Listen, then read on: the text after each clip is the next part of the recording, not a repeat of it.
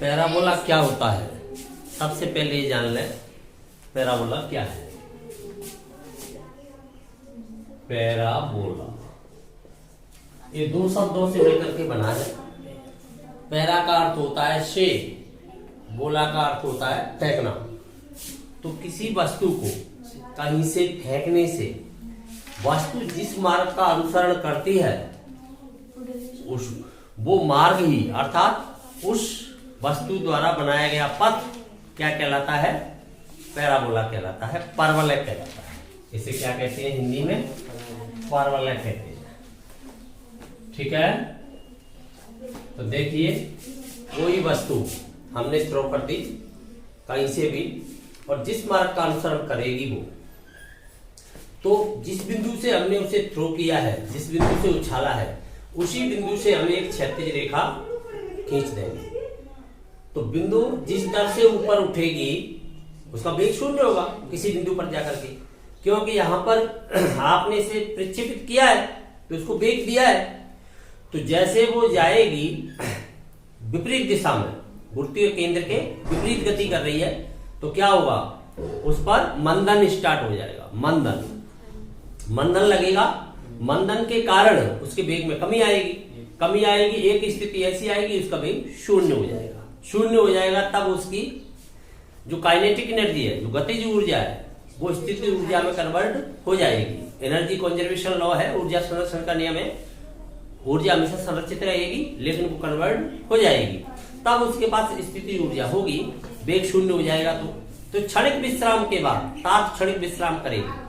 क्षणिक विश्राम के बाद पुनः नीचे आना शुरू कर देगी। तो वापस जिस प्रकार से वो गई है ठीक उसी प्रकार का मार्ग बनाते हुए वापस आएगी। अगर वो परपेंडिकुलर गई है तो परपेंडिकुलर लौटेगी। अगर उसने इस प्रकार का मार्ग बनाया है, वो ऐसे गई है, तो बिल्कुल ऐसे ही मार्ग बनाते हुए आएगी। क्यों? ऊर्जा संरक्षण के नियम के अनुसार वहां से वो अपना वेग बढ़ाएगी। वापस वेग उसका 0 हो गया, फिर उसमें वेग कहां से आएगा? यहां तो आपने प्रक्षेपित किया है, उधर कौन प्रक्षेपित कर रहा है? उसे कोई नहीं कर रहा। परंतु जो ऋणात्मक त्वरण था, जिसे आपने मंदन कहा है, जो ग्रेविटेशनल सेंटर के कारण उस पर लगा है, वही पॉजिटिव में कन्वर्ट हो जाएगा। गुरुत्वीय केंद्र अपनी ओर उसे खींचने का प्रयास करेगा, अपनी ओर खींचेगा। ठीक उसी त्वरण से वेग में परिवर्तन की तरह ही त्वरण, वेग में परिवर्तन पुनः स्टार्ट हो जाएगा, लेकिन आपको कैसा हो जाएगा? पॉजिटिव, क्योंकि उसी की डायरेक्शन में आ रहा है। डायरेक्शन में आ रहा है। तो पहले वो क्षणिक विश्राम के बाद जैसे ही चलेगी वापस, तो अपना वेग बढ़ाने लग जाएगी। तो जिस बिंदु से जैसे गुजर के गई है, ठीक उतने ही वेग से वापस उस बिंदु से गुजरते वक्त उसका वेग उतना ही होगा। क्यों? जब ऊपर वाले बिंदु पर गई है तो उसका वेग कम हो चुका है, तो उधर से भी तो उसने कम बढ़ा पाया है। अभी आते वक्त जिस बिंदु से आपने थ्रो किया है, वापस उस बिंदु तक आने में ठीक उतना ही वेग पुनः प्राप्त कर लेगी। तो आप उस बिंदु से क्षैतिज रेखा डाल दें तो आप देखेंगे कि जिस मार्ग से वेग शून्य हुआ है, वापस उसी मार्ग से उस बिंदु की क्षैतिज रेखा तक आने में वेग उतना ही प्राप्त कर लिया है। तो इसकी जो आकृति बनेगी धनुष के आकार की, आपकी क्षैतिज रेखा से कैसी बन जाएगी? धनुष के आकार की। जिस प्रकार धनुष को आपको पता है, अगर कोई उच्चतम मान वाला बिंदु ले लिया जाए, धनुष की डोरी जो प्रत्यंचा है वो ऐसे है, इस प्रकार से उसे आप क्षैतिज रेखा में माने धनुष की प्रत्यंचा को, तब एक बिंदु ऐसा अवश्य है उस वक्र भाग पर, मुड़े हुए भाग पर, जहां से लंब डाला जाए इस प्रत्यंचा पर, डोरी पर, तो वो अधिकतम ऊंचाई वाला बिंदु होगा। अधिकतम ऊंचाई वाला बिंदु होगा। तो उस अधिकतम ऊंचाई वाले, उच्चिष्ट कहेंगे उसको, मैक्सिमा, उस अधिकतम ऊंचाई वाले बिंदु तक जिस मार्ग का अनुसरण करते हुए आप इस बिंदु से, इस सिरे से जहां पर प्रत्यंचा बंधी हुई है, इस प्रकार से चलेंगे, कहां पर?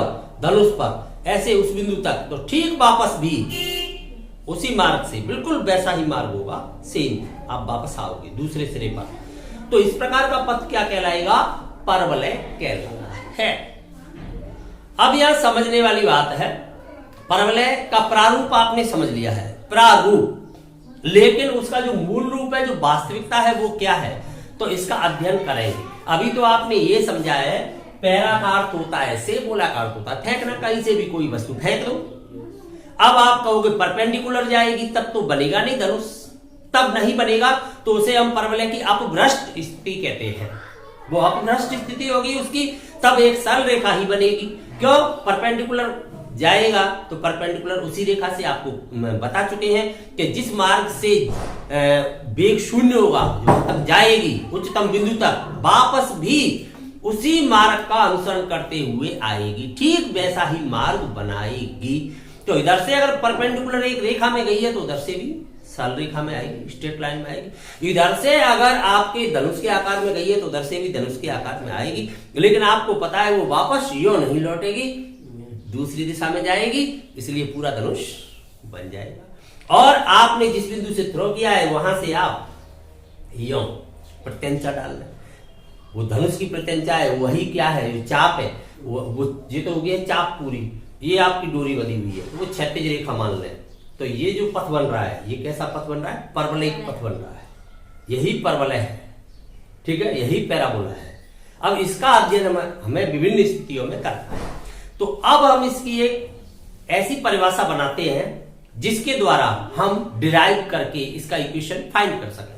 तो वो परिभाषा क्या होती है? परिभाषा एक ऐसा जो प्रारूप होता है, उस प्रारूप को किसी निश्चित नियमों के अधीन बांध देता है। नियमों के अधीन, जो निश्चित शर्तों के अधीन चलता हो, और तो वही क्या कहलाती है? परिभाषा कहलाती है। तो वो निश्चित नियम क्या है समझिए। एक तल है अपने पास, किसी तल के अंतर्गत एक स्थिर बिंदु एवं एक स्थिर रेखा से समान दूरी पर रहने वाले बिंदुओं का समुच्चय, अथवा ऐसे कहूं अपनी बात, किसी तल के अंतर्गत, तल समतल एक ही बात है, तल के अंतर्गत एक स्थिर बिंदु एवं एक स्थिर रेखा से समान दूरी पर रहने वाले बिंदु का बिंदु पथ, locus of A point. Locus कहना किसी बिंदु का, बिंदु पथ कहना, अथवा असंख्य बिंदुओं का समुच्चय कहना, एक ही बात होती है। तो देखिए इस परिभाषा के अनुसार एक स्थिर बिंदु लिया हमने इस तल में, समझते जाना ध्यान से, इधर ले लेते हैं, इधर ड्राइव करेंगे। एक स्थिर बिंदु लिया, एक स्थिर रेखा ली, तल के अंतर्गत हमने एक चर बिंदु है जिसकी इस रेखा से और इस स्थिर बिंदु से, ये बिंदु कैसा बिंदु है? स्थिर। ये रेखा भी कैसी है? स्थिर। एक ही तल के अंतर्गत है तीनों। ये बिंदु कैसा है? गतिशील। गतिशील बिंदु को कैसा बिंदु मानते हैं? चर। अर्थात ये गति करने को स्वतंत्र है, ये गतिशील बिंदु है, गतिमान बिंदु है।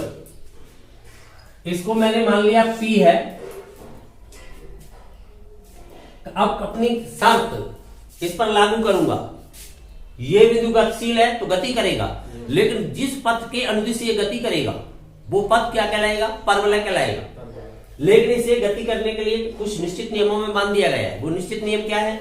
ये स्थिर बिंदु से दूरी जितनी पर है, जितनी दूरी पर ही रेखा से है, दोनों से बराबर दूरी पर है। रेखा से दूरी किसी बिंदु की कैसे निकालते हैं इसका अध्ययन आप पहले ही कर चुके हो। उस बिंदु से उस पर डाला गया लंब ही दूरी होती है। लंब ही शॉर्टेस्ट डिस्टेंस, न्यूनतम दूरी की रेखा होती है।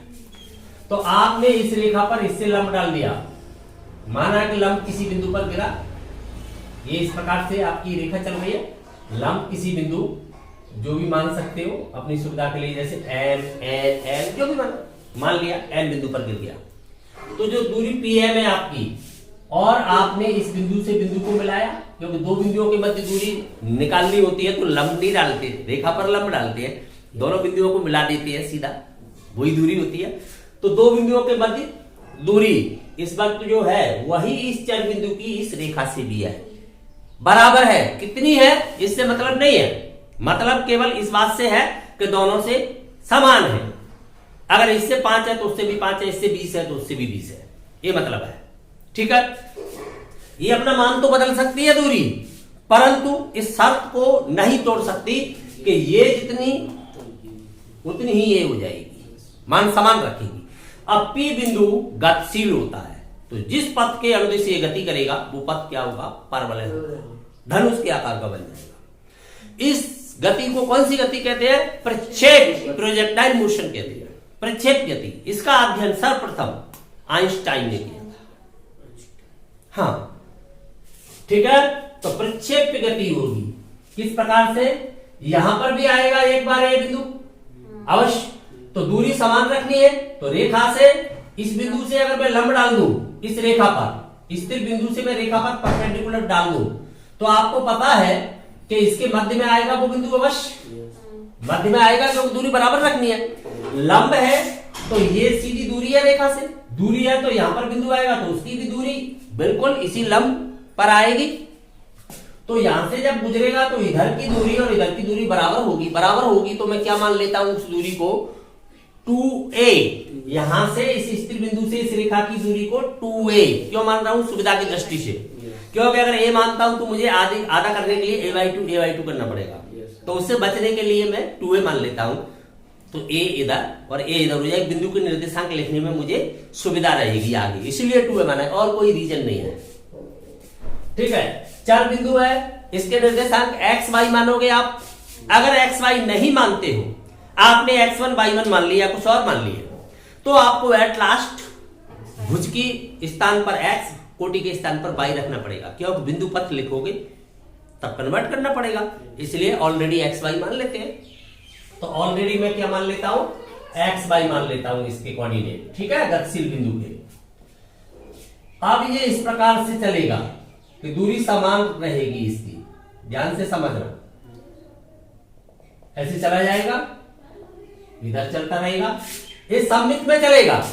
आपको बताया था कि जिस प्रकार से वेग शून्य करेगा वापस उसी दर से वेग बढ़ाएगा, एक साथ तो बढ़ाएगा नहीं, उसी दर से आएगा।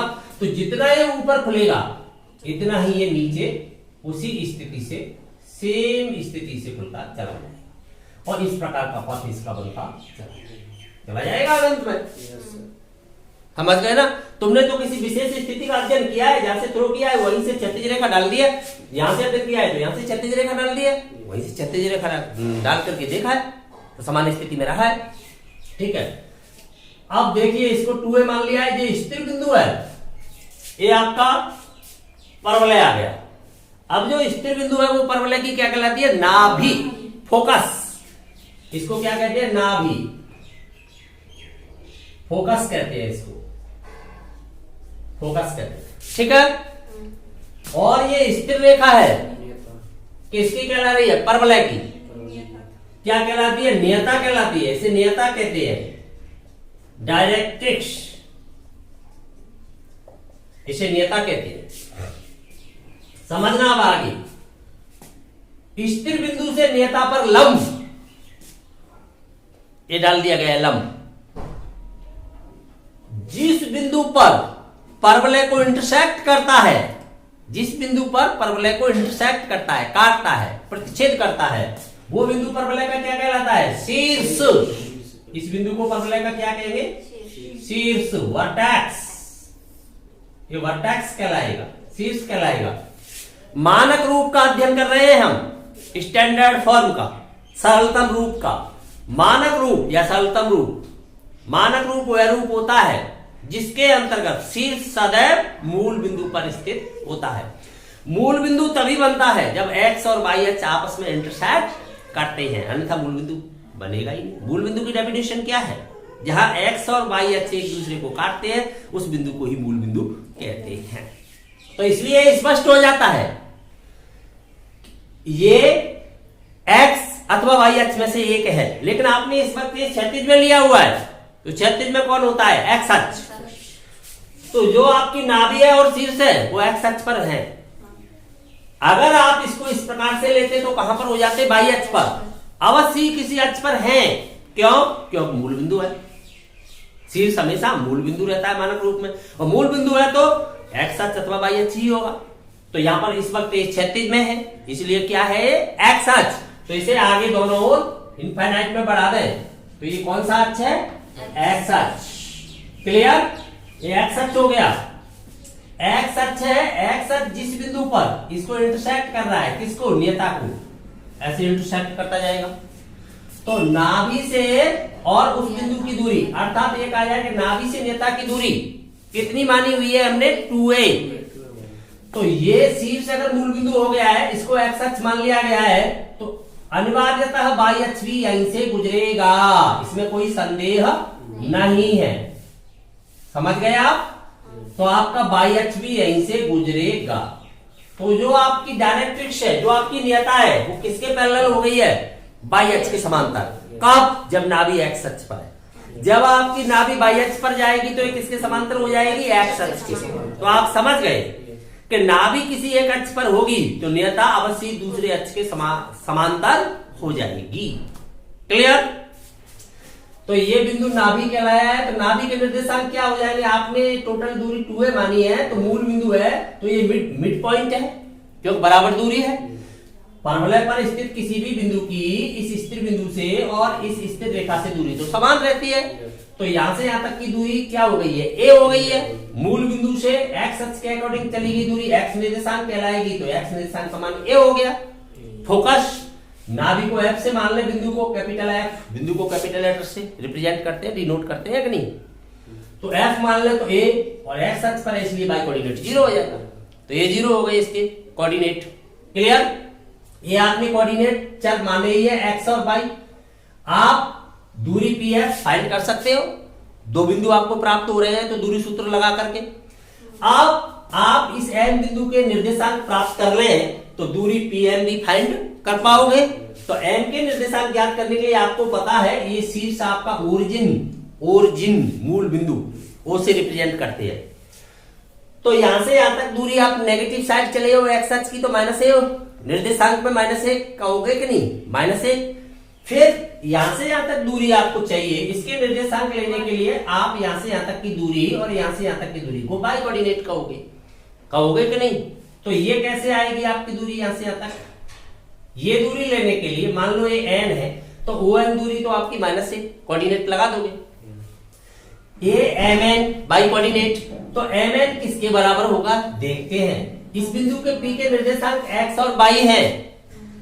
आपको पता है ये y निर्देशांक होता है वो x अक्ष से दूरी होती है किसी बिंदु की, और x निर्देशांक होता है वो y अक्ष से दूरी होती है 2D के अंतर्गत। तो इस बिंदु की स्थिर दूरी किससे? x अक्ष से। क्या है? x। तो ये दूरी है मात्र, ये अगर y अक्ष है तो ये दूरी है x, केवल ये दूरी, और यहां से यो लंब डाल दें तो ये दूरी है y। समझ में आ गई बात? ये दूरी है y और ये दूरी है x। बिंदु के निर्देशांक का ये मतलब होता है। तो ये दूरी, और हमें पता है कि हमने ये लंब डाला है यहाँ पर, और ये भी तो हमने लंब ही डाला है, तो ये दोनों समांतर हो गए। समांतर रेखाओं के बीच की दूरी हमेशा समान होती है। तो जितनी दूरी यहाँ पर है ये y, ये दूरी ही यहाँ पर होगी, तो ये भी क्या हो जाएगी? y। तो इस बिंदु के निर्देशांक क्या हो जाएंगे? -a y। क्लियर? कोई शक? समझ में आ गई बात? अच्छा, वैसे इसका इक्वेशन क्या हो जाएगा? ये रेखा बाई अक्ष के समांतर है तो x इक्वल अचर, x इक्वल -a, तो इसका इक्वेशन हो जाएगा x इक्वल -a। आप अगर इस बिंदु से x y से इस पर सीधा लंब डाल दें तब भी निकाल सकते हो इस दूरी को। किसी रेखा पर किसी बिंदु से लंब x1 y1 से क्या होता है? x1 + by1 + c upon √a² + b²। तो आप इस फॉर्मूला को लगाओगे तो x + a, x ही लगा रहे हो, तो x + a अपॉन √1 का वर्ग, उसी का वर्ग है, उसी का वर्गमूल है। y का गुणांक तो 0 है, तो सीधी क्या प्राप्त हो जाएगी? x + a। वैसे भी आप दूरी सूत्र लगा दो तो क्या आएगी? x + a, y 0 हो जाएगा, y - y करोगे तो उसी का वर्ग, उसी का वर्गमूल है, तो क्या आएगी? x + a। यहां से लंब डाल के निकाल लें तब भी क्या आएगी? x + a। जैसे चाहो वैसे स्वतंत्र हो आप, गणित के साथ खेलना ही तो होता है, गणित समझने का ही तो विषय है। तो गणित में कौन सा कष्ट पड़ता है? कौन सा इसको पढ़ रहे होते हैं हम? केवल इसको जान रहे होते हैं, जानकारी कर रहे होते हैं इसके बारे में। तो चाहे तो हम लंब डाल लें, चाहे दूरी सूत्र लगा लें, ठीक है।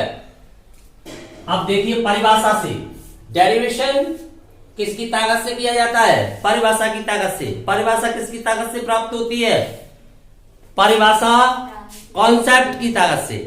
कॉन्सेप्ट क्या है हमारे दिमाग में? Thought and idea. क्या विचार चल रहा है? विचार चल रहा है हम किसी वस्तु को उछालेंगे, क्यों? एक विचार है किसी वस्तु को फेंकने का, वस्तु है हमारे हाथ में, उसे फेंकना चाहते हैं।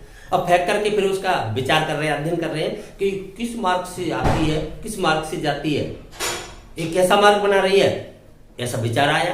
तो एक विचार को प्रारूप दिया हमने, प्रारूप को निश्चित नियमों में बांधा कि अगर इन नियमों के अधीन इसे गति कराई जाए तो ये अवश्य इस पथ से जाएगी, दूसरे पथ से जा नहीं सकती है। तो उसे हमने निश्चित नियमों से बांध दिया, नियमों से बांध दिया, वो नियमों के रूप में परिभाषित कर दिया उसे।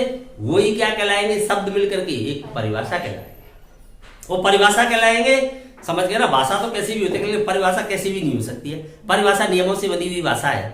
भाषा तो आप कुछ भी बोल दोगे वो भाषा बन जाएगी, है? लेकिन परिभाषा निश्चित शर्तों के अधीन लिखी गई भाषा को ही परिभाषा कहेंगे। तो निश्चित शर्तों के अधीन चल रही है, तो उन शर्तों के अधीन हम परिभाषा के अधीन क्या करेंगे, डिराइव करेंगे, डेरिवेशन। और डेरिवेशन करेंगे तो उसे कहते हैं व्युत्पत्ति। तो व्युत्पत्ति किस चीज की हो जाएगी, उस प्रतिबंध की हो जाएगी। वो प्रतिबंध ही क्या कहलाएगा, समीकरण कहलाएगा। किसका कहलाएगा, उस वक्र का कहलाएगा, जिस वक्र से कोई प्रारूप की वो परिभाषा है, उसी वक्र का क्या आ जाएगा, इक्वेशन आ जाएगा। जब इक्वेशन हमारे पास होगा तो उस इक्वेशन से हम उसका अध्ययन सीधा कर पाएंगे।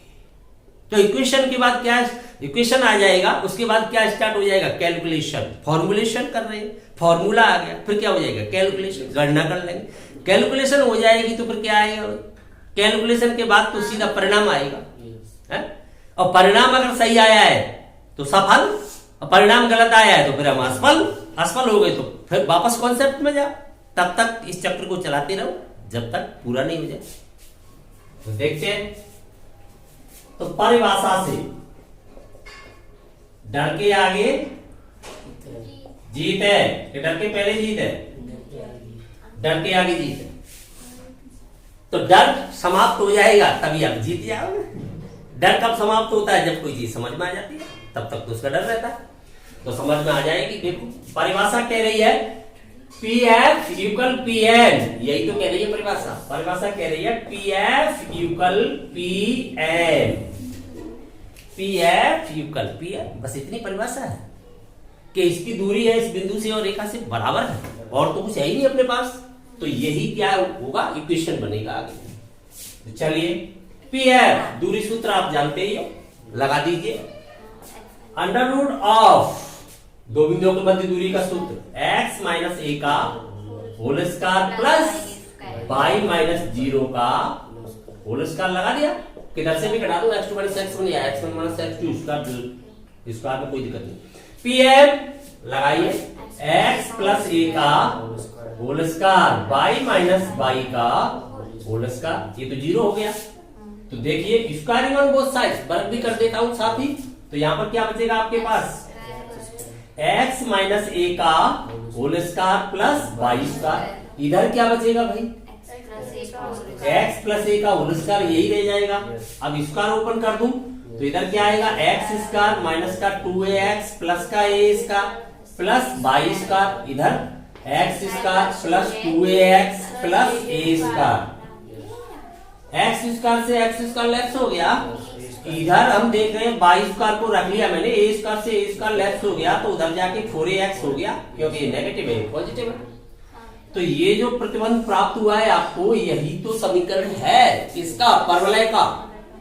लेकिन कौन से परवलय का समीकरण है ये, कौन से मानक रूप का है, जिसका शीर्ष क्या है, मूल बिंदु पर, जिसका अक्ष, इसे हम क्या कहेंगे, परवलय का अक्ष कहेंगे। जिस पर नाभि स्थित है उसकी, जिस पर शीर्ष स्थित है, उसे हम परवलय का क्या कहेंगे, अक्ष कहेंगे। तो वो कौन से अक्ष पर स्थित है, जो परवलय का अक्ष है वो किसी न किसी अक्ष पर ही होता है मानक रूप में, या तो एक्स अक्ष पर होता है या वाई पर होता है। तो इस समय वो एक्स अक्ष पर स्थित है। तो परवलय का अक्ष कहां पर है, एक्स अक्ष पर। कौन सी डायरेक्शन में खुल रहा है, पॉजिटिव डायरेक्शन में, एक्स अक्ष की धनात्मक दिशा में। एक्स अक्ष से जितना ऊपर खुल रहा है ठीक उतना ही नीचे खुलेगा, उतना ही क्षेत्रफल नीचे होगा उसका, जितना क्षेत्रफल ऊपर घेर रहा है। समझ गए ना आप। और ये नियता कहलाती है, इससे देखा आपको बताया जा चुका है। अब थोड़ी सी आगे है, आगे की ओर बढ़ रहे हैं। तो आगे हम एक नया शब्द ला रहे हैं आपके लिए, जीवा। यहां पर नया है, वैसे तो पुराना है। जीवा से तो आप बहुत पहले से परिचित हो, परिचित हो। तो जीवा क्या होती है, जीवा एक फिल्म होती है जो संजय दत्त ने बनाई थी, है? उसकी बात नहीं कर रहा मैं, है? उसकी बात नहीं कर रहा। किसी से पूछते हैं रेखा क्या होती है, रेखा एक हीरोइन होती है, फिल्म बनाती है? किरण क्या होती है? तो किरण भी किसी बच्ची का नाम हो सकता है। यहाँ पर बात जो चल रही है आपकी कॉर्ड की चल रही है, कॉर्ड। अगर वो जीवा है तो फिर स्पेलिंग उसकी जैसे ही हो जाएगी, कॉर्ड। जीवा की बात चल रही है तो जीवा क्या है? किसी भी वक्र के किन्हीं भी दो बिंदुओं को मिलाने वाला रेखाखंड जिसकी लंबाई निश्चित होती है। अगर वो दोनों ओर इंटरसेक्ट करती हुई चली जाए तो छेदन रेखा बन जाएगी, जीवा नहीं रहेगी, सेकंड बन जाएगी, कॉर्ड नहीं रहेगी। तो हाँ बिल्कुल, छेदन रेखा बन जाएगी, छेद करते हुए आगे निकल जाएगी। ये समझ लो आप, तो छेद करते हुए निकल जाएगी तो छेदन रेखा बन जाएगी। छेदक भी कहते हैं, छेदन भी कहते हैं। ठीक है जी, तो हिंदी है लेकिन इंग्लिश एक ही रहती है, सेकंड। ठीक है, अब देखिए यहां ध्यान देना, जीवा कितनी बन सकती है? असंख्य। तो जीवा की लंबाई ज्ञात नहीं की जा सकती। जब असंख्य है तो हम कैसे बताएं कौन सी वाली जीवा है? क्यों? कहीं भी दो बिंदु लेकर के मिला दोगे जीवा बन जाएगी। अच्छा, अब आपको बताएं जो जीवा अक्ष के लंबवत चली जाए, अक्ष के साथ 90 डिग्री पर जाए तो भी अनंत। क्यों? उसमें रेक्टिलिनियर मोशन रहेगा, ऐसे आगे पीछे होती रहेगी तो भी अनंत। तो उस जो लंबवत जाती है उसको कहते हैं, तो डबल ऑर्डिनेट है, द्विकोटि कहते हैं, द्विकोटि। तो द्विकोटि भी कितनी हो सकती है? अनंत। तब भी उसकी लंबाई नहीं हम ज्ञात कर सकते। अब बात आती है फोकल कॉर्ड की, नाभि जीवा की। नाभि जीवा वो है जो नाभि से गुजरती हो, तो वो भी कितनी हो सकती है? अनंत। वो भी असंख्य हो सकती है, क्योंकि यहां से चलो रेक्टिलिनियर मोशन तो आपने बंद कर लिया, ऐसे तो नहीं जा सकती, उसे नाभि से जाना है, परंतु वो रोटेशनल मोशन करती रहेगी, एंगल बदलती रहेगी, नाभि से ही जाती रहेगी, जीवा अलग अलग स्थिति में जाती रहेगी। लेकिन अब आपने रेक्टिलिनियर मोशन और रोटेशनल मोशन, जो आपकी सरल रेखीय गति है और जो आपकी घूर्णन गति है, वो दोनों ही बंद कर दिए किसी रेखा के, यूनिक हो जाएगी। वो यूनिक हो जाएगी तो क्या कहा जाए? ऐसी जीवा जो नाभि से गुजरती हो, अक्ष के लंबवत होती हो। तो लंबवत से तो रोटेशनल मोशन खत्म, और नाभि से गुजरने से रेक्टिलिनियर फिनिश। तो वो जीवा यूनिक हो जाएगी। मान लीजिए वो जीवा ये हो जाएगी, ये यूनिक हो गई क्योंकि अक्ष के साथ 90 डिग्री का एंगल बना रही है, लंबवत है, और इसके सिरे एंड पॉइंट्स, अंत बिंदु कहां पर होंगे? वक्र पर होंगे, एंड पॉइंट्स वहीं पर होंगे, अंत बिंदु। तो ये दोनों सिरे के मध्य की दूरी ज्ञात की जा सकती है। तो इसको क्या कहते हैं? लेटस रेक्टम नाभिलंब जीवा, या केवल नाभिलंब भी कह सकते हैं। ये क्या कहलाएगा? नाभिलंब, लेटस रेक्टम कहलाएगी, ये नाभिलंब कहलाएगी। क्या कहलाएगी? लेटस रेक्टम, नाभिलंब जीवा कहलाएगी। क्लियर? तो इसकी लंबाई ज्ञात कर सकते हैं। तो देखिए इसका सिरा यहां पर है, एक सिरा यहां पर है। मान लीजिए ये पी नहीं है, पी तो बिंदु तो ये लिखा हुआ था, ये पी नहीं है, आपने यहीं पर पी आ गया तो कहीं डर जाए आप, पी तो यहां है या उधर है ऐसा माने आप, ये तो कहीं पर भी मिल सकती है, नाभि से जा रही है, इसी को पी नहीं मान ले। समझ गए ना? यहां मान दे, यहां पी लिख देता हूं एक्स बाई, इसी को नहीं मान ले। ये किसी बिंदु पर मिल रही है, मान लो कोई भी बिंदु होगा, इसके निर्देशांक क्या होंगे? क्या आप बता सकते हो? बिल्कुल, एक्स निर्देशांक तो आप बता सकते हो। क्यों? क्योंकि नाभि पर लंबा है। तो पता है आपको कि यहां से यहां तक की ये दूरी नहीं बता सकते, ये बता दोगे तब तो इसका डबल कर दोगे, जितना ऊपर खुल रहा है वक्र उतना नीचे खुल रहा है, डबल हो जाएगी। तो हमारा उद्देश्य केवल ये दूरी ज्ञात करना है। तो यहां पर कोई बिंदु मैं मान लेता हूं, क्या मान लू? एल मान लेता हूं। तो जो आपकी एफ एल है इसका डबल ही हो जाएगी ये। अब एल के निर्देशांक, एक्स निर्देशांक आपको पता है ना, मूल बिंदु से यहां तक की दूरी क्या है? ए। तो यही होगी ना, इस पर लंब है तो इसका एक्स कोऑर्डिनेट क्या हो जाएगा? ए। अब वाई कोऑर्डिनेट है, वही तो आप चाहते हो, उसका दोगुना करने से ही तो प्राप्त होगी, तो उसको आप मान लेते हो स्मॉल एल मान लो, कि वो एल है तो 2l हो जाएगी। अब एल का मान हम ज्ञात करें, तो ये बिंदु एल है वो कहां पर स्थित है? वक्र के ऊपर, तो वक्र के ऊपर स्थित है तो वक्र के समीकरण को सेटिस्फाई करेगा। वक्र पर स्थित है तो सेटिस्फाई कराओ, सेटिस्फाई कराएंगे तो देखो क्या हो जाएगा, एल स्क्वायर इक्वल 4a और a का ही मल्टीप्लाई फिर हो रहा है, a स्क्वायर हो जाएगा तो एल स्क्वायर इक्वल क्या आएगा 4a स्क्वायर। इससे एल की वैल्यू क्या आ जाएगी 2a, लंबाई है पॉजिटिव रखोगे हमेशा। अब आपकी जो नाभिलंब जीवा की लंबाई है वो 2l है, एल नीचे की ओर है तो इसलिए लेटस रेक्टम है जो आपका नाभिलंब जीवा की लंबाई है वो कितना हो जाएगा 4a, डबल हो गया इसका। तो आप ये ध्यान रखें नाभिलंब जीवा की लंबाई कितनी हो गई है 4a, 2a नाभि से ऊपर की ओर 2a नीचे की ओर, तो कितनी हो गई है 4a। क्लियर, कोई शक, समझ में आ गया। तो यहां पर आपने विभिन्न शब्दावली का अध्ययन किया है, वो शब्दावली आपकी टिप्स पे आ जानी चाहिए।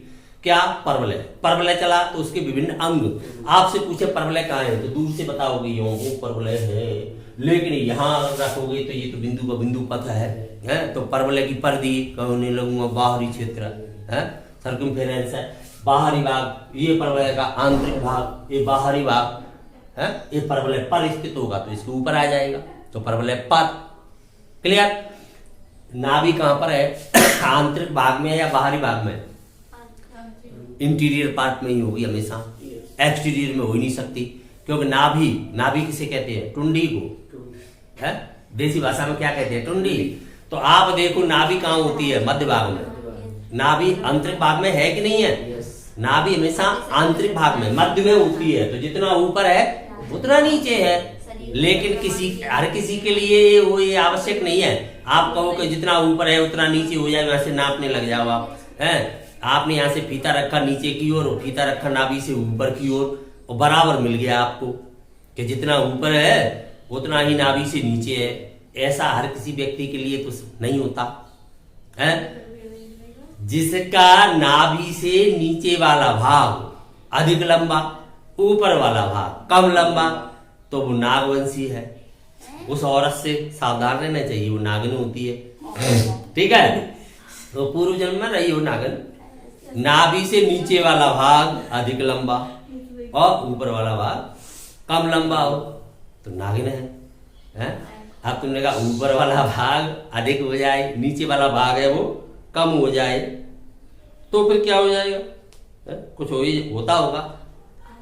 ठीक है, लेकिन अगर बराबर हो जाए ऐसा संभव नहीं है, ऐसा संभव तब होगा जब उसमें देवत्व अधिक होगा, दैवीय गुण अधिक होगा, तभी हो सकता है? कोई हो संत पुरुष हो सकता है उसके लिए है?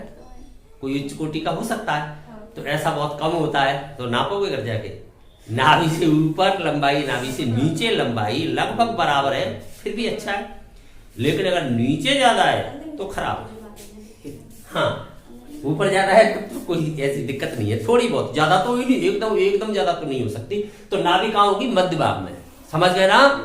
तो नाभि हमेशा मध्य भाग में ही होती है, चाहे वक्र कोई भी रहा हो। क्लियर, आप समझ के एक बार पुनः ध्यान देते हैं, रिकैप में जाते हैं। सबसे पहले हमने परिभाषा ली, परिभाषा से जुड़े हम। परिभाषा के अनुसार किसी तल के अंतर्गत एक स्थिर बिंदु, एक स्थिर रेखा, एक चर बिंदु पर प्रतिबंध लगा हुआ है परिभाषा के अनुसार कि चर बिंदु की स्थिर बिंदु से स्थिर रेखा से दूरी है वो समान रहती है, तो हमने दूरी को समान ले लिया। चर बिंदु को हमने xy मान लिया। अब हमने क्या किया, इस स्थिर बिंदु से और इस नियता की स्थिर रेखा की दूरी है वो कितनी मान ली 2a मान ली। लेकिन हमें पता है हम मानक रूप का अध्ययन कर रहे हैं, मानक रूप में शीर्ष हमेशा कहां होता है, मूल बिंदु पर होता है, इसलिए a इधर हो जाएगी तो नाभि के निर्देशांक मिल गए हमें। अब नाभि के निर्देशांक मिल गए तो इस बिंदु की दूरी सूत्र लगा के हम दूरी निकाल सकते हैं। उसके बाद हमने इस बिंदु M के जहां से लंब गिरा हुआ है उस बिंदु से उसके निर्देशांक भी ज्ञात कर लिए, तो इसकी दूरी भी निकाल सकते हैं अथवा इस पर लंब डाल की दूरी देख सकते हैं। ठीक है, तो दोनों दूरियों को हमने बराबर रख दिया, squaring on both side drive कर दिया, ड्राइव करके एक प्रतिबंध आया, वो प्रतिबंध ही क्या कहलाएगा, समीकरण कहलाएगा किसका, परवलय का। तो समीकरण आ गया। उसके बाद हमने देखा इसकी नाभिलंब जीवा की लंबाई, तो नाभिलंब जीवा की लंबाई हमें एक्स कोऑर्डिनेट मिल गया, वाई कोऑर्डिनेट हमने कुछ भी मान लिया, लंबाई एल मान ली, तो उसका 2l कर दिया, तो ये क्या आ गई, नाभिलंब जीवा की लंबाई आ गई। तो एक साथ सब बातों को मैं लिखूंगा। अगर ये ऐसे नहीं होता तो इसके 4 मानक रूप संभव है। एक्स अक्ष पर कहां खुल गया है, ये दाईं ओर राइट में हो सकता है, एक्स अक्ष पर बाईं ओर ओपन हो जाता, हो सकता है बाई अक्ष पर ऊपर की ओर ओपन हो जाता, हो सकता है बाई अक्ष पर नीचे की ओर, लेकिन शीर्ष तो मूल बिंदु पर ही रहता, क्योंकि स्टैंडर्ड फॉर्म में अगर शीर्ष मूल बिंदु से अन्यत्र किसी बिंदु पर चला जाए तो फिर वो मानक रूप नहीं माना जाएगा। समझ गए ना, वो मानक रूप नहीं होगा। ऐसा संभव है, ऐसे परवलयों का भी अस्तित्व होता है जिनका शीर्ष मूल बिंदु पर न होकर के किसी अन्यत्र बिंदु पर चला जाता है और नियता भी किसी अक्ष के समांतर न होकर के अन्यत्र चली जाती है, परंतु वो अपनी विषय वस्तु से बाहर है, तुम्हारी विषय वस्तु के अंदर नहीं है। समझ गए ना, तो उनके लिए मैं एक उदाहरण से बाद में तुम्हें समझा दूंगा कि ऐसा भी हो सकता है। तो उनका अध्ययन किस प्रकार से करते हैं, अभी इस वक्त हम केवल मानक रूप समझ रहे हैं। तो मानक रूप के अंतर्गत 4 स्थितियां आपको समझ में आ रही है। क्यों कि अक्ष अगर एक्स अक्ष बनेगा या वाई अक्ष बनेगा तो सममिति में ओपन होता है, तो बीच में तो आ ही नहीं सकता है, तो 4 ही स्थितियां हो सकती हैं। अक्ष या तो एक्स अक्ष बन सकता है तो राइट बन सकता है या लेफ्ट बन सकता है, अक्ष अगर वाई अक्ष बनता है तो ऊपर बन सकता है अथवा नीचे बन सकता है। तो 4 ही स्थितियां हैं मानक रूप में, तो चारों को अलग अलग देख लेते हैं। तो अब हमें ये आवश्यक नहीं है कि चारों को अलग अलग ड्राइव करने बैठे है। अब तो हम एक को ड्राइव कर लिया है, तो केवल हम सममित से देखते हुए अपने आप एक्स वाई बदल देंगे, कहीं पर चिन्ह बदल देंगे। अब दूसरा रूप का अध्ययन करना है, जैसे मान लीजिए मैं यहाँ पर फिगर बनाऊंगा, आप अपने आप बोलने लग जाओगे कि ये हो सकता है। चलो मैं ट्रायल कर लेता हूं तुम्हारी, क्या तुमने सीखा है। मान लीजिए इस प्रकार से हो जाए, इधर ऊपर होने लग जाए, तो इसकी फोकस तो यही आ जाएगी। मैंने अभी बताया नाभि तो मध्य भाग में ही रहनी है, बराबर दूरी पर होनी है नाभि। ये आपका अभी अच्छे एक्स अक्ष ही चल रहा है, आपकी डायरेक्ट्रिक्स बिल्कुल विपरीत जाती है, इधर पहुंच जाएगी, नेता इधर पहुंच जाएगी। ये तो मूल बिंदु पर ही घूम गया है, क्लियर होगी बात। नाभिलंब जीवा की लंबाई पर तो कोई इफेक्ट कभी पड़ना ही नहीं है, उसमें क्या इफेक्ट पड़ेगा, लंबाई तो फोरे ही रहेगी। शीर्ष पर कोई इफेक्ट पड़ना नहीं है, शीर्ष वही रहेगा। तो फिर इफेक्ट किन चीजों पर पड़ना है वो आपको बताना है। नियता का समीकरण है वो x बराबर प्लस ए हो जाएगा, उधर आ गया। नाभि के निर्देशांक है वो माइनस ए 0 हो जाएंगे, इधर आ गया। समझ गए ना, समझ में आ रही है बात। समीकरण है जो इसका वो क्या हो जाएगा, 22 का इक्वल माइनस 4ax हो जाएगा। अपने आप समझ गए आप, नेगेटिव में खुलने लगे, ठीक है, ये हो जाएगा। नियता का समीकरण आ ही गया। नाभिलंब जीवा की लंबाई आपकी 4a ही रहेगी, शीर्ष वो ही रहेगा। फिर बताओ क्या, सब कुछ समझ में आ गया। अगर मान लीजिए वो इस प्रकार से ओपन हो जाता है कि बाई अक्ष बन जाता है, धनात्मक दिशा में खुल जाता है। चलो रफ स्केच है, कैसे भी बन जाए, वो तो सममिति में चलता है, आपको पता है, बराबर चलता है। तो आप बताइए इसका जो अक्ष है वो बाई अक्ष हो चुका है, क्लियर। तो इसकी जो डायरेक्ट्रिक्स है वो नियता इधर नीचे की ओर आ गई है। जहां पर एक्स निर्देशांक है वो बाई आपस में कन्वर्ट हो जाएंगे। तो आप समीकरण सीधा लिख सकते हो, बाई की जगह एक्स, एक्स की जगह बाई लिख दीजिए पॉजिटिव वाले में, जो पॉजिटिव डायरेक्शन में चल रहा है। तो इसकी फोकस कहां आ जाएगी, बाई अक्ष पर आ जाएगी। दूरी तो वही मानी है 2a आपने, तो इसलिए ये 0 और a हो जाएगी फोकस, इसकी फोकस यहाँ पर आ जाएगी। शीर्ष पर कोई इफेक्ट पड़ा ही नहीं है, ठीक है। नाभिलंब जीवा की लंबाई कभी बदली ही नहीं है। तो नियता का समीकरण है वो बाई बराबर माइनस ए नीचे की ओर आ जाएगा, क्लियर, बात समझ में आ रही है। समीकरण इसका क्या हो जाएगा तब, एक्स स्क्वायर इक्वल 4ay हो जाएगा, ये हो जाएगा। ऐसा भी तो हो सकता है कि नीचे की ओर ओपन हो जाए बाई अक्ष, ये बन जाए, तो इसकी डायरेक्ट्रिक्स का ऊपर चली जाएगी। तो समीकरण क्या हो जाएगा, बाई बराबर ए हो जाएगा प्लस, शीर्ष पर कोई इफेक्ट नहीं पड़ेगा। इसकी जो फोकस है उसके निर्देशांक 0 और माइनस ए हो जाएंगे, क्लियर। इक्वेशन क्या हो जाएगा, इक्वेशन इसका हो जाएगा x square equal minus 4a, ये इक्वेशन हो जाएगा। तो कितने मानक रूप आपके आ गए हैं, 4। तो मानक रूप आप देख के ही पहचान लोगे। 4a एक समीकरण मैंने उदाहरण के लिए आपके लिए यहाँ पर दे दिया, जैसे मैंने यहाँ पर लिख दिया 22 स्क्वायर इक्वल एक्स, बस बहुत है। अब आप देखते ही कैसे पहचानोगे कि परवलय का समीकरण है, वृत्त का समीकरण है, रेखा का समीकरण है, तो सीधी पहचान है। आप यहाँ पर देख पा रहे हो एक चर है वो एक घात, दूसरा है वो 2 घात है, ये पहचान है। दोनों 2 घात कहाँ होते हैं, वृत्त के अंदर आपने देखे उनके गुणांक भी समान होते हैं। इसके अंतर्गत x द्विघात का है तो y नहीं होगा, y होगा द्विघात का तो x नहीं होगा, एक ही द्विघात का होगा, द्विघात का पद एक ही होगा। अब तुम कहोगे और कैसे हो सकता है, व्यापक में ऐसा समीकरण हो सकता है। आपको एक व्यापक समीकरण द्विघात का मैंने बताया था, ध्यान आ रहा होगा तो ax square plus by square plus hxy plus 2gx plus 2fy plus c equal 0, ध्यान आ रहा होगा। जिसके अंदर x वाला पद भी है y वाला पद भी है, तो इसके अंदर क्या कंडीशन लगी, h बराबर 0, xy वाला पद तो होना ही नहीं चाहिए, लेकिन या तो a बराबर 0 होना चाहिए या फिर b बराबर 0, एक 0 होना चाहिए। h बराबर 0 भी हो, या तो x स्क्वायर का गुणांक 0 होना चाहिए या फिर y स्क्वायर का गुणांक, बस ये कंडीशन लगी हुई है। तुमने कहा x y वाले हो सकते हैं, बिल्कुल हो सकते हैं। x वाला आपको दिख रहा है, कभी y वाला दिख रहा है, x वाला नहीं दिख रहा है, तुमने x वाला भी हो सकता है, लेकिन उस वक्त ये मानक रूप नहीं रहेगा। फिर ये भी एक परवलय का समीकरण हो सकता है, जैसे मैंने यहां पर लिखा x स्क्वायर, ध्यान देना, माइनस के 2x plus y minus 5 equal 0। तो देखते ही आप पहचान जाओ ये परवलय का समीकरण है, लेकिन ये मानक रूप नहीं है, क्योंकि x स्क्वायर वाला पद है तो x नहीं होना चाहिए और इसके साथ अचर राशि भी नहीं होनी चाहिए। समझ गए ना, तब तो ये मानक रूप हो जाता है। अगर इसके साथ x स्क्वायर जिसका हो रहा है x वाला पद भी है, अचर पद भी है, तो फिर ये मानक रूप नहीं रहेगा, अर्थात इसका शीर्ष मूल बिंदु नहीं रहेगा, शीर्ष हट के दूसरे बिंदु पर स्थानांतरित हो जाएगा, हो सकता है।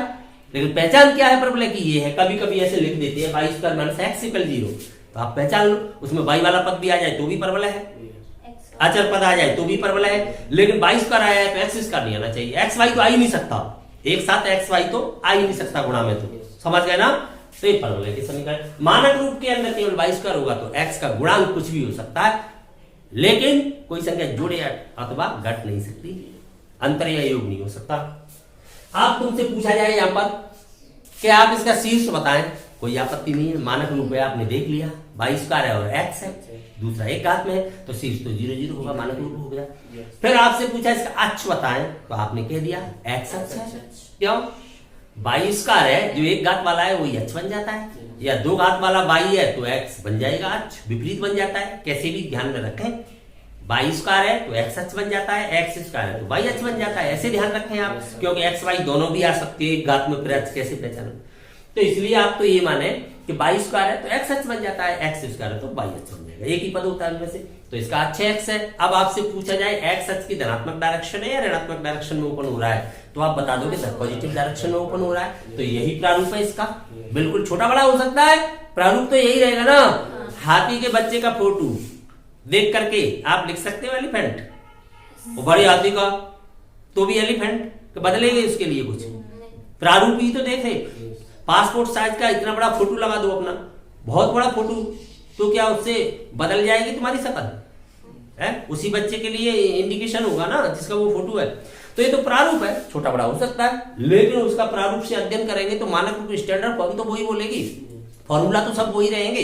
तो अब बताइए कौन सा मानक रूप हो गया, 22 स्क्वायर इक्वल 4ax, उससे इसका कंपैरिजन कर दो तो 4a की जगह कौन बैठा हुआ है, एक, क्यों 4ax, यहां पर क्या बोला जाता है 4a तो लिखा है, 4a की जगह क्या लिखा है इस वक्त, एक लिखा है ना, ऐसा मत कहना कुछ नहीं लिखा है, कुछ नहीं तो जीरो कहते हैं गणित में, कुछ नहीं कहोगे तब तो ये जीरो हो जाएगा। जब आप 5 से 5 घटा रहे हो तो क्या बचता है? हिंदी वाला तो ये कहेगा कि जीरो बचता है, नहीं कहेगा, ये कहेगा कुछ नहीं बचता है, लेकिन गणित वाला कभी ऐसा नहीं बोल सकता कुछ नहीं बचेगा, बचेगा ऐसा हो कैसे सकता है, समृद्ध गुणधर्म फेल हो जाएगा। जब किन्हीं भी दो संख्याओं में आप अंतर की संक्रिया लगाते हो तो समृद्ध गुणधर्म का पालन होता है, अर्थात दो संख्याओं का अंतर सदैविक संख्या होती है, कुछ नहीं कैसे ऐसे हो कैसे जाएगा, बचेगा, जीरो बचता है।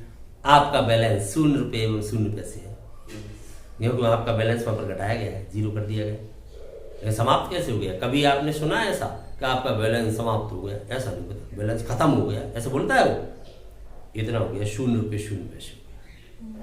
तो यहां पर एक है, ऐसे मत कहना कि कुछ नहीं है, फिर तो ये जीरो है, खत्म हो जाएगा, फिर तो ये 22 का रिकल जीरो हो जाएगा। तो यहां पर क्या है, एक, तो किसकी जगह एक है, 4a के स्थान पर तो 4a बराबर कंपैरिजन करोगे तो 4a इक्वल क्या आ गया 1, तो a का मान क्या आ गया 1/4। जब a का मान हाजिर है तो अध्ययन में आप नाभि भी बता सकते हो। नाभि क्या होती है a 0, तो नाभि क्या हो जाएगी 1/4 0 है, सब कुछ तो आ जाएगा। नेता का समीकरण डायरेक्ट्रिक्स का क्या होता है x इक्वल -a, तो क्या आ जाएगा x है इक्वल -1/4। एलसीएम लेके सॉल्व करते रहना, वो एक अलग बात है 4x + 1 = 0। क्लियर, ये सब समझ में आ गई। तो हमें केवल आवश्यकता रहेगी तो किसकी, a की। जब हमारे पास a होगा तो सब कुछ ड्राइव कर देंगे हम, केवल मानक रूप देख लेंगे, उसी मानक रूप में हम a रखते चले जाएंगे जहां आवश्यकता है। पूरा सिस्टम समझ में आ गया। क्लियर, चारों मानक रूप को एक साथ लिखते हैं, ठीक है।